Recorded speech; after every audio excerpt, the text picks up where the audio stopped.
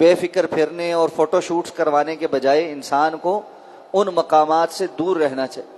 اور اگر کبھی مجبوری بارے وہاں سے گزرنا بھی پڑے تو انسان کو جلد اور اللہ رب العزت کے ڈر سے روتے ہوئے اور استغفار طلب کرتے ہوئے وہاں سے گزر جانا چاہیے، کہ اللہ کا عذاب بہت سخت چیز ہے، یہ بے فکر ہونے کی چیز نہیں۔ اور اس سے بے فکر وہی ہو سکتا ہے جس کے دل میں اللہ کا خوف اور ڈر نہ ہو، وگرنہ مومن تو الایمان بین الخوف والرجاء کی کیفیت میں ہوتا، کہ ایمان ہوتا ہی خوف اور امید کے درمیان کی کیفیت کا نام۔ اللہ رب العزت کی نافرمانی کے نتیجے میں اس کے آنے والے عذاب سے ڈر، اور اللہ کی توفیق سے کیے گئے اعمال کی قبولیت کے نتیجے میں اللہ نے جو فضل فرمانا ہے، اس بات کی امید کہ اللہ ہم سے ان اعمال کو قبول کر کے اپنے فضل سے ہمیں جنت عطا فرمائے گا۔ اس کیفیت کے درمیان رہنا، نہ بے خوف ہونا، نہ اتنا پر امید ہو جانا کہ بس تکیہ کر کے بیٹھ گئے اور عمل ہی نہ کیا۔ تو اللہ کے رسول صلی اللہ علیہ وسلم نے ایسی جگہوں پر جانے اور وہاں پر جو ہے نا سیر اور تفریح کرنے کو پسند نہیں فرمائے۔ فی زمانہ تو بڑے مسائل پیدا ہو رہے ہیں، جہاں جہاں اللہ رب العزت کا کسی قوم پر عذاب آیا، وہاں شیطان نے ایسے وسوسے ڈالے ہیں کہ اب آثار قدیمہ کے نام پر یا پکنک پوائنٹس کے نام پر ریزورٹس بنائے جا رہے ہیں، اور لوگوں کو پیسہ کمانے کے لیے سیاحت کے طور پر وہاں بلایا جا رہا ہے۔ ڈیڈ سی، یہ بحر مردار قوم لوط کے عذاب کی جگہ ہے، اور اللہ نے ان پر ایسا عذاب مسلط کیا کہ ان کے مرنے کے بعد سے لے کر آج تک بھی ان کے اوپر جو پانی ہے وہ اتنا کھارا ہے کہ کوئی جاندار مخلوق سمندری بھی اس کے اندر نہیں ہوتی۔ اس کے باوجود لوگ بجائے اس کے کہ اس کو مقام عبرت سمجھیں، اب وہاں پر ریزورٹس بن رہے ہیں، لوگ جا رہے ہیں اور جا کر جو ہے نا اس کے کھارے پانی اور اس کی مٹی کو اپنے جسم پر مل رہے ہیں کہ جس میں بڑی نمکیات ہیں اور معدنیات ہیں اور فلاں ہے اور یہ ہے اور وہ ہے۔ یہ عبرت کی چیزیں، اللہ رب العزت کے عذاب سے اتنا بے خوف نہیں ہونا چاہیے۔ اور اسی طرح یہ مدائن صالح کا معاملہ بھی ہے، سال ہا سال جو ہے یہ جگہیں جانے کے لیے بھی ممنوع تھی انہی احادیث کی روشنی میں، لیکن اب وہاں پر بھی بڑی تیزی کے ساتھ سیاحت کو فروغ دینے کے لیے ان سارے مقامات کو کھولا جا رہا ہے۔ اللہ ہی ان کو ہدایت عطا فرمائے۔ تو اللہ کے رسول صلی اللہ علیہ وسلم منع فرمائے۔ تو یہ قوم صالح تھی جو وہاں پر بستی تھی۔ قوم صالح اور قوم ہود علیہ السلام کے درمیان وقت یعنی کم ہے۔ قوم ہود علیہ السلام پر چونکہ عذاب ہوا کی صورت میں آیا تھا، تو صالح علیہ السلام کی قوم کے لوگوں نے ان باتوں کو سنتے دیکھتے یہ فیصلہ کیا کہ ہم ایسے گھر بنائیں کہ باہر اس سے بھی دگنی رفتار سے ہوائیں چلیں تو ہمیں کوئی فرق نہ پڑے، ہمارے پاس شیلٹرز موجود ہوں۔ تو چونکہ وہ علاقہ سارا پتھریلا ہے، تو ان کے جو پہاڑ ہیں وہ سخت چٹانیں ہیں، انہوں نے یہ صلاحیت حاصل کی کہ ان پہاڑوں کو تراش کر ان کے اندر گھر بناتے تھے، اور بڑے مضبوط گھر تھے، اس لیے کہ پورا پہاڑ ہے، اس کو کون ہلائے گا۔ اس بنا پر ان کو یہ گمان تھا کہ یہ جو نیچرل ڈیزاسٹرز ہوتے ہیں ان کو مینجمنٹ کے ذریعے ٹھیک کیا جا سکتا ہے اور ان سے بچا جا سکتا ہے، اور وہ بھی اسی سوچ کے حامل تھے۔ تو نتیجتاً ان کا خیال تھا کہ اب کسی قسم کی کوئی پکڑ ہمارے اوپر نہیں آ سکتی، اور شرک اور کفر ان کے اندر بھی رائج تھا۔ حضرت صالح علیہ السلام کو جب اللہ نے نبی اور رسول بنا کر ان کی طرف مبعوث کیا، اور انہوں نے بھی ان کو دعوت توحید دی، اور تمام انبیاء کے تذکرے میں ہم پہلے بھی یہ بات کر چکے ہیں کہ یہ مشترکات میں سے ہے کہ دین کی دعوت کا آغاز توحید سے ہوتا۔ تو انہوں نے کہا کہ تمہارے لیے کوئی اللہ کے سوا معبود نہیں ہے۔ پھر ساتھ میں یہ بات بھی بتائی کہ اللہ ہی ہے جس نے تمہیں زمین سے پیدا کیا ہے، وَأَنشَأَكُم مِّنَ الْأَرْضِ۔ یہ زمین سے پیدا کرنا کیا ہے؟ اللہ رب العزت نے انسان کو ماں کے پیٹ سے پیدا کیا ہے، لیکن زمین سے پیدا کرنے کا جو مطلب ہے وہ یہ ہے، جو صحیح حدیث میں رسول اللہ صلی اللہ علیہ وسلم سے ثابت ہے، کہ اللہ رب العزت نے ایک تو آدم علیہ السلام کی تخلیق میں جو مٹی استعمال کی تھی، خلقہ من تراب، اللہ نے ان کو مٹی سے پیدا کیا۔ آدم علیہ السلام کا جو جثہ اللہ نے تخلیق کیا تھا، اس کا جو را میٹیریل تھا وہ زمین کی مٹی تھی، اور رسول اللہ صلی اللہ علیہ وسلم نے فرمایا کہ اللہ تعالیٰ نے زمین کے ہر جگہ سے وہ مٹی اٹھائی، تو اس کے نتیجے میں زمین کی جو تاثیر ہے وہ آدم علیہ السلام کی نسل میں بھی آتی ہے۔ جس جگہ کی مٹی کالی تھی وہاں کے لوگ رنگت میں کالے ہیں، جس جگہ کی مٹی اپنے اندر سفید تاثیر رکھتی تھی وہاں کے لوگ اس مٹی کی تاثیر کی وجہ سے سفید ہیں، کچھ گندمی ہیں، کچھ پیلے ہیں، کچھ سرخ ہیں۔ تو یہ اللہ تعالیٰ نے آدم علیہ السلام کا جو خمیر گوندا تھا اس میں زمین کی مٹی کی تاثیر کے اثرات ہیں، جو صحیح حدیث سے ثابت۔ رسول اللہ صلی اللہ علیہ وسلم نے فرمایا یہ لوگوں کی جو رنگت ہے یہ زمین کی مٹی کی تاثیر کی وجہ سے۔ ایک تو یہ ہے کہ آدم علیہ السلام کو اللہ نے پیدا کیا تو ان کی مٹی زمین سے اٹھائی گئی۔ پھر دوسری حدیث مبارکہ جس کو ابن رجب نے جامع العلوم والحکم میں ذکر کیا ہے سند کے ساتھ، صحیح سند کی حدیث ہے کہ رسول اللہ صلی اللہ علیہ وسلم نے فرمایا کہ جب بچہ ماں کے پیٹ میں ہوتا ہے اور 4 ماہ کا ہو جاتا ہے اور اس میں روح پھونکی جانے والی ہوتی ہے تو اللہ تعالیٰ فرشتے کو حکم دیتے ہیں اور وہ اللہ کے حکم سے زمین سے مٹی کی ایک چٹکی لیتا ہے اور اس کی روح کے ساتھ یعجنہ، اس کو جس طرح آٹا گوندا جاتا ہے نا مکس کر کے، اس طرح اس کی روح کے ساتھ گونتا ہے اور پھر یہ روح جو ہے وہ بچے میں پھونکی جاتی ہے۔ اور پھر آپ صلی اللہ علیہ وسلم فرمایا جب بندہ فوت ہوتا ہے جس جگہ سے فرشتے نے وہ مٹی اٹھائی ہوتی ہے وہیں پر اس کا مقام تدفین بھی ہوتا ہے۔ یہ اللہ کا نظام ہے۔ یہ جو اردو میں ہم کہتے ہیں نا پہنچی وہیں پہ خاک جہاں کا خمیر تھا، یہ اصل میں اسی حدیث کا ترجمہ ہے۔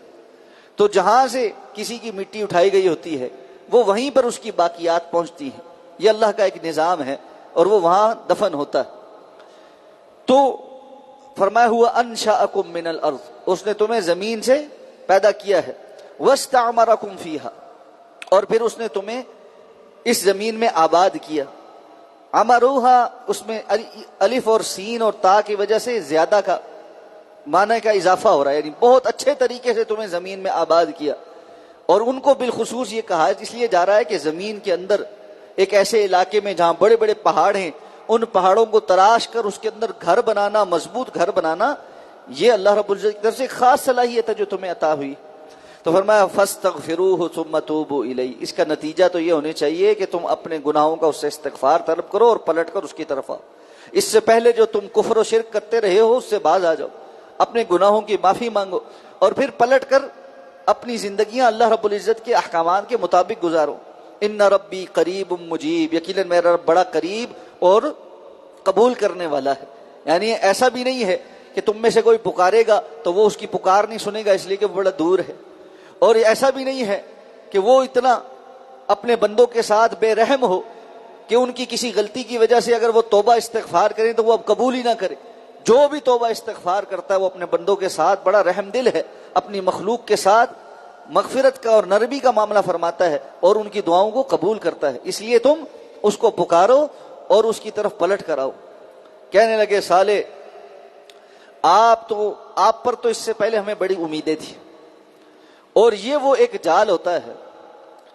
جس میں بہت لوگ پھنس جاتے ہیں، لیکن چونکہ اللہ کے انبیاء اللہ کی طرف سے خاص لوگ ہوتے ہیں اور ان کی ایک حفاظت ہوتی ہے اللہ کی طرف سے،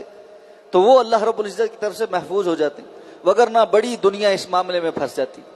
آپ تو ہماری بڑی امیدوں کا محور ہیں، آپ نے یہ کام کدھر شروع کر دی، یہ باتیں آپ کی لائق نہیں ہیں، آپ تو اپنے خاندان کے روشن چشم و چراغ ہو، یہ کدھر دین کی باتیں اور تبلیغ کی باتیں لے کر بیٹھ گئے، آپ نے تو بڑا کچھ کرنا ہے، تم نے تو فیملی کو سپورٹ کرنا ہے، تمہارے اوپر تو بڑی امیدیں ہیں، تم تو بڑے آگے جاؤ گے، یہ سب باتیں کرو گے تو تم تو یہیں رک کے کنویں کے مینڈک بن کے رہ جاؤ گے، دنیا میں ابھی بڑا کچھ باقی ہے تمہارے دیکھنے کے لیے۔ اس طرح جو پھونک بھری جاتی ہے نا، وہ پھونک جو ہے انسان کو حق سے اور خیر کے کام سے روک دیتی ہے۔ جو کوئی بھی آ کر یہ پھونکے بھرے جان لے کہ وہ خیر خائی نہیں کر رہا، وہ نقصان پہنچا رہا۔ دین، اللہ رب العزت کی بات، اللہ رب العزت کے کلام کو آگے پہنچانا، اس سے بڑھ کر بھی خیر کی کوئی بات ہو سکتی ہے؟ اللہ کے رسول صلی اللہ علیہ وسلم نے فرمایا من یرید اللہ بہ خیرا یستعملہ، اللہ تعالیٰ جس سے خیر کا ارادہ فرماتے ہیں اس کو اپنے دین کے لیے استعمال کر لیتے، یعنی اللہ تعالیٰ جس کے لیے خیر لکھ دیں اس کا ایک مظہر یہ ہے کہ وہ اللہ کے دین کی کسی خدمت پر آ جاتا۔ اللہ کے دین کی خدمتوں کے بہت سارے رستے، یعنی کہ میں اگر یہاں بیٹھ کر درس دے رہا ہوں یا کوئی عالم جو ہے درس دیتا ہے تو یہ دین کی خدمت ہے۔ ہر وہ کام جو دین کی خدمت کا کام ہے، جو کسی بھی صورت میں ہو سکتا ہے، کسی طالب علم کو پڑھانے کی صورت میں ہو سکتا ہے، کسی ادارے کو اسٹیبلش کرنے کی صورت میں ہو سکتا ہے، اللہ کے گھروں کو آباد کرنے کی صورت میں ہو سکتا ہے، اللہ کے دین کی ترویج کے لیے کوئی قانون سازی کی صورت میں ہو سکتا ہے، غرض اس کی بہت ساری صورت، ہر وہ صورت جو اللہ کے دین کی خدمت کے لیے، اللہ کو راضی کرنے کے لیے ہے، اللہ تعالیٰ جس بندے سے خیر کا کام لینا چاہتے ہیں اس کو اس کام پہ لگا دیتے. اس کی فیلڈ کوئی بھی ہو سکتی ہے، وہ اس فیلڈ میں وہ خدمت سر انجام دینا شروع ہو جاتا ہے. اس لیے جہاں کہیں بھی ہوں اللہ سے اس بات کا سوال کریں، اللہ ہم جہاں بھی ہوں ہمیں اپنے دین کی ترویج کے لیے، اس کی خدمت کے لیے استعمال کر لیں. تو یہ کہنے لگے آپ سے تو ہمیں بڑی امیدیں تھیں، اب امیدیں ٹوٹی کیوں ہیں؟ آپ ہمیں روکتے ہیں ان کی عبادت کرنے سے جن کی عبادت ہمارے آبا و اجداد کرتے چلے آ رہے. باپ دادے کا دین چھوڑ دیں، بڑوں کی روش چھوڑ دیں، یہ رسم و رواج چھوڑ دیں، یہ تو ہماری خاندانی رسم و رواج ہیں، یہ تو ہمارے بڑوں کی بتائی ہوئی باتیں ہیں.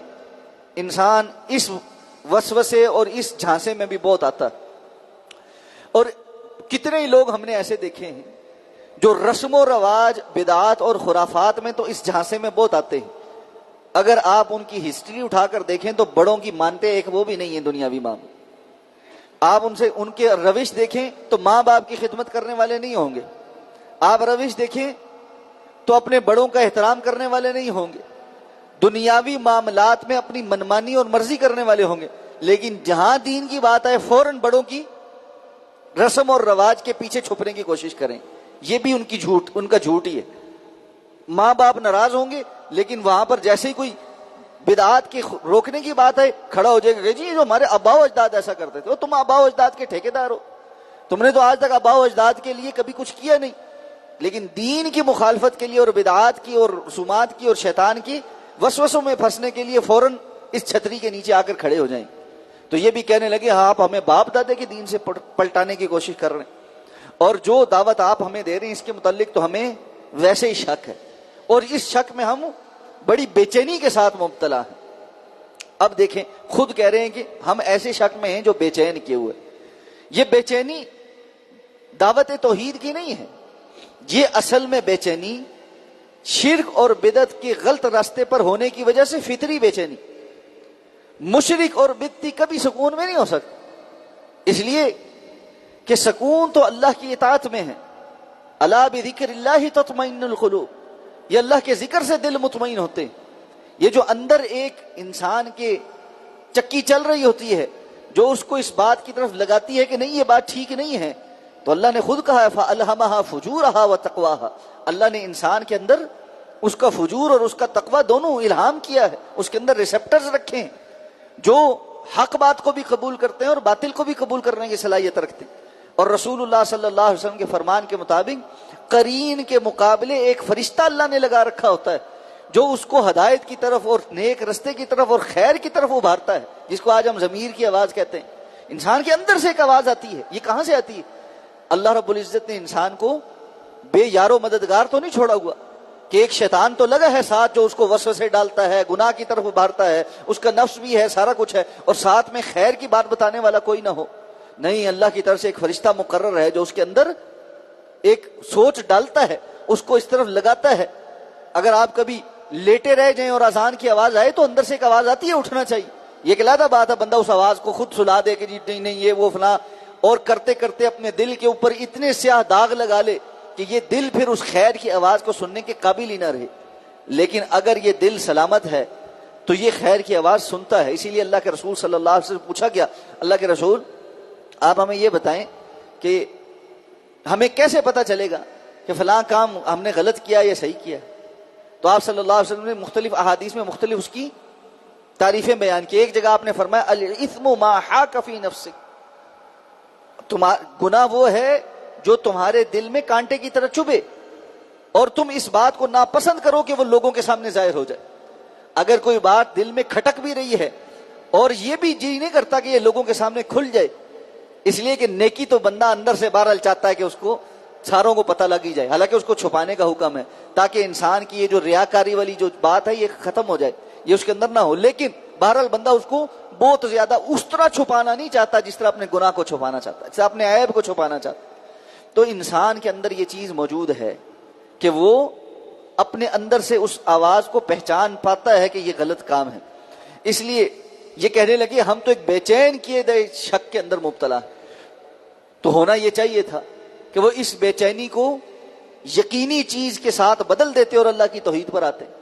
لیکن لوگوں کے دنیا کے معاملات ایسے ہی ہیں۔ ہم کتنے لوگ ہیں، آپ کسی جگہ بیٹھے لوگوں سے تذکرہ کریں جی حال حوال ٹھیک نہیں، سب کہیں جی ہاں جی حال حوال ٹھیک نہیں،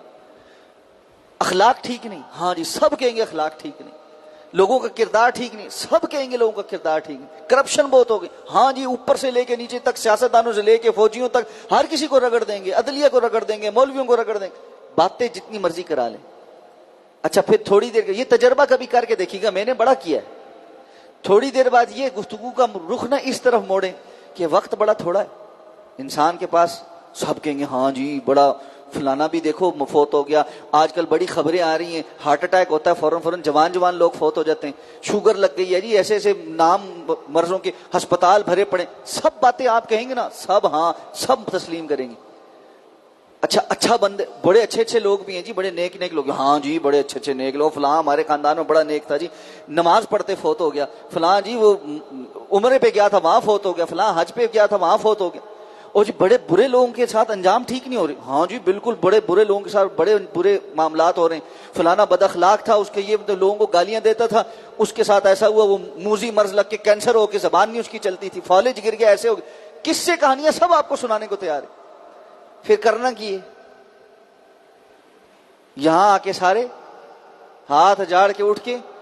اپنی پرانی ڈگر پہ کرنا کیا ہے، اچھے لوگوں کے اچھے انجام ہے تو اچھا بن جائے نا، برے لوگوں کے برے انجام ہے تو برائی سے بچے نا۔ اگر حرام کھانے والے کی عاقبت تباہ ہو رہی ہے اور کرپشن بہت ہے تو میں اور آپ کرپشن نہ کریں نا۔ اگر نیک لوگ اچھے ہیں اور ان کی صفات اچھی ہیں اور اچھے اخلاق کے حامل لوگ بہت بہترین ہوتے ہیں تو اسلام نے ہمیں اچھا اخلاق سکھایا ہے، ہم اچھا اخلاق اپنا لیں۔ کوئی برا کرتا ہے وہ برا کرتا رہے، مجھے اچھا بن جانا چاہیے۔ لیکن جب ہم یہ واقعات اللہ نے صرف قصہ سننے کے لیے تو نہیں بیان کی، ان قوموں کے بھی احوال ایسے ہی تھے اور وہ بھی اسی طرح کپڑے جھاڑ کر اٹھ جاتی تھیں، اور نتیجہ یہ ہوا کہ جنہوں نے ایمان نہیں لایا اور اپنے آپ کو تبدیل نہیں کیا ان پر اللہ کے عذاب آئے، اور ہم پر جو عذاب مسلط ہیں ان کی بھی وجوہات یہی ہیں کہ ہم مسلسل یہ باتیں کرنے، سننے، تبصرے کرنے، دانشور بننے کے باوجود آخر میں اپنے کپڑے جھاڑتے ہیں اور وہی الٹا کام کرتے ہیں جس پر ہم لوگوں کو ملامت کر رہے تھے، وہی رشوتیں دیتے ہیں، وہی حرام کھاتے ہیں، وہی سستیاں کرتے ہیں، وہی بغض رکھتے ہیں، وہی عناد رکھتے ہیں، وہی غیبتیں اور چغلیاں کرتے ہیں، دوسروں کی لاتیں کھینچتے ہیں، سارے وہ 2 نمبر کام کرتے ہیں جن پر ہم لوگوں کو برا بلا کہہ رہے تھے، اور جس کی وجہ سے ہماری زندگیوں کے اندر بے چینیاں ہیں۔ یہ بھی یہ کہتے ہیں ہم بے چین ہیں لیکن اس کو اچھائی سے تبدیل کرنے کے لیے تیار نہیں۔ حضرت صالح علیہ السلام نے ان کو کہا میری قوم دیکھو تم میرا انکار کرتے ہو جبکہ میں اللہ کی طرف سے اگر واضح نشانی پہ ہوں تو پھر کیا ہوگا، پھر تمہارا کیا حال ہوگا، اور تمہارا یہ اعتراض کہ میں کیوں یہ بات کہہ رہا ہوں، آتانی رحمتم، اللہ نے مجھے اپنی جانب سے بڑی عظیم رحمت عطا فرمائی ہے۔ ہود علیہ السلام نے بھی اپنے قوم کو یہی کہا تھا کہ یہ میرا کمال نہیں ہے بلکہ یہ اللہ کی رحمت ہے کہ اللہ نے یہ پیغام دے کر مجھے بھیجا ہے، اور ساتھ میں کہا اگر میں بھی اللہ کی نافرمانی کروں گا تو کون ہے جو میری مدد کر سکے گا۔ اس لیے یہ بات جان لینا چاہیے، کوئی کتنے ہی بڑے مقام پر ہو اگر وہ اللہ کے مقابل آ کر کھڑا ہو جائے اس کا کوئی مددگار نہیں ہو سکتا۔ لوگوں کا یہ سمجھنا کہ کفر غالب آ چکا ہے اور اس کو کوئی پوچھنے والا نہیں، اور ان کی تہذیب بڑی شاندار ہے اور وہ دنیا کے اندر جو کچھ کر رہے ہیں ان پر ان کو کوئی پوچھنے والا نہیں، یہ سب بھول ہے۔ تاریخ کا ورقہ 100 200 300 سال کو کچھ نہیں پوچھتا، یہ چند سالوں کی ترقی کو اپنے لیے مشعل راہ مت بنائیں، اور یہ مت سوچیں کہ کفر بڑا غالب آ چکا اور دنیاوی اعتبار سے وہ کامیاب ہو چکا، یہ سراسر ناکامی ہے۔ قرآن اٹھا کر دیکھیں اللہ فرماتے ہیں یہ تو ہم نے ان کی رسی درا کی ہوئی، ذرہم یاکلوا ویتمتعوا، چھوڑ دیں ان کو کھانے دیں، ان کو ان دنیا کی آسائشیں حاصل کرنے دیں، وَيُلْهِهِمُ الْعَمَلُ، اور ان کی لمبی لمبی امیدوں کو ان کو مزید غفلت میں ڈالنے دیں، جب اللہ کی پکڑ آئے گی ایک مرتبہ آئے گی، اور یہ ہمیشہ سے ہوتا ہے، تاریخ گواہ ہے اس بات کی۔ ان سے زیادہ ترقی یافتہ قومیں دنیا میں رہی ہیں، آج آثار قدیمہ ہمیں بتاتے ہیں کہ ان سے زیادہ ترقی یافتہ قومیں دنیا میں رہی ہیں، لیکن آج ان کا نام اور نشان موجود نہیں۔ اس لیے یہ باتیں سوچنا کہ ہم نے بڑی ترقی کر لی اور یہ جو ہے نا غرب جو ہے وہ بہت ترقی کر کے آگے پہنچ گیا اور ہم پیچھے رہ گئے، اور پیچھے رہنے کا مطلب یہ ہے کہ ہم نے دنیاوی ترقی نہیں کی، یہ وہ سوچ ہے جو گھول کر ہمارے معاشروں کو پلا دی گئی ہے۔ آپ اس کے برعکس بات کریں لوگوں کو قبول ہی نہیں ہوتی، ہضم ہی نہیں ہوتی، ہو ہی نہیں سکتی۔ اس لیے اس کا ہمارا وہ والا حال ہو گیا ہے کہ آج ہم فاسٹ فوڈ کھا کے اور جنک فوڈ کھا کھا کے آپ خالص دیسی کی کسی کو پلا دیں اس کا پیٹ خراب ہو جاتا، اس کو نہیں ہضم ہوتا۔ یہی معاملہ، ہمیں خالص بات ہضم ہی نہیں ہوتی۔ ایسا ہماری سماعتوں کو اور ہماری سوچوں کو ان فکروں نے پراگندہ کر دیا ہے کہ سچ بات کرنے والا اجنبی ہو چکا ہے۔ وہ جو اللہ کے رسول نے فرمایا تھا بدأ الاسلام غریبا وسیعود غریبا، اسلام اجنبیت سے شروع ہوا تھا اور وقت آئے گا وہ اجنبی ہو جائے۔ آج اسلام کی بات کرنے والا اجنبی ہے۔ آج لوگ کہتے ہیں او جی یہ دقیانوسی باتیں ہیں، دنیا چاند پہ پہنچ گئی اور آپ پھر جنت جہنم اور وضو اور طہارت کی باتیں کرتے، اور چاند پہ پہنچ کے کیا کمال کیا ہے، اور وہ جو اربوں خربوں ڈالر چاند اور مریخ پر پہنچنے کے لیے انسان لگا رہا ہے، اس سے ہمیں حاصل کیا ہوا ہے؟ پتہ نہیں کیا ہوا ہے، پتہ نہیں کیا ہوا ہے۔ تو فرمایا فما تزیدوننی غیر تخسیر، تم جس منہج اور جس چیز کی طرف مجھے دعوت دے رہے ہو نا، یہ مجھے سوائے خسارے کے اور کسی چیز میں مزید اضافہ نہیں کرے گی۔ یہ ہے اصل وہ بات جس کا سمجھنا ضروری کہ انسان اگر اس سوچ پر چل کر اپنی زندگی بتا دے تو سوائے گھاٹے اور خسارے کے مزید اس کو کچھ نہیں ملنے والا، اس لیے کہ جو کچھ مرضی کر لے اس نے یہ دنیا چھوڑ کر جانی ہے۔ اللہ رب العزت ہمیں سمجھ کر عمل کرنے کی توفیق عطا فرمائے۔ اگلی آیات میں مزید تفصیل ہے، اس پر بات کریں گے۔ سبحانک اللہم و بحمدک نشہد ان لا الہ الا انت نستغفرک ونتوب۔ جی کل جانتے ہیں۔